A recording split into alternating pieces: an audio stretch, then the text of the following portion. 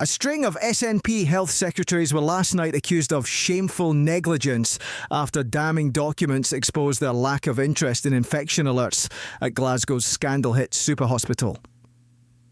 Shona Robison, Humza Yousaf, Michael Matheson and Neil Gray faced anger over bombshell public inquiry evidence indicating they had a hands-off approach to serious alerts.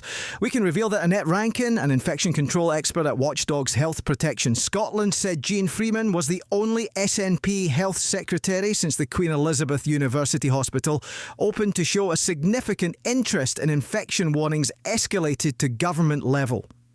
Ms Freeman was in post from June 2018 to May 2021, and nurse consultant Ms Rankin told the Scottish Hospitals Inquiry that the ex-minister's predecessor and successors did not show the same level of involvement as her. The Scottish Sun reviewed Ms Rankin's evidence submitted in August 2024 after it emerged at the weekend that 14 amber and red outbreak warnings known as HOIATs were flagged to the government between 2015 and 2018 with no signs of a ministerial response. Cops are probing 7 deaths amid the long-running infections scandal which sparked the ongoing public inquiry. Last night, Scottish Labour Deputy Leader Jackie Baillie said these damning comments lay bare the shameful negligence of multiple SNP health secretaries. It's clear Jean Freeman treated these alerts with the gravity they deserve, which raises fresh questions about why other SNP health secretaries didn't. Ms Rankin's 60 pages of written evidence included her being asked about the extent of Scottish Government supervision of policy related to hospital-acquired infections. She wrote, "In my experience, this is dependent on how invested the Cabinet Secretary becomes in a specific incident. An example given is Jean Freeman, Cabinet Secretary, had significant interest in reporting of HIIATs. Her predecessor and successors did not display the same level of involvement." In her 60 pages of evidence, as well as hours of oral evidence, Ms Rankin was also asked about the adequacy of the process, where hospital infection notifications are escalated to government. She wrote, "This is very dependent on the Cabinet Secretary and civil servants / advisors in post at that time. This is driven by the Cabinet Secretary's interest in the particular area and associated political and media interest."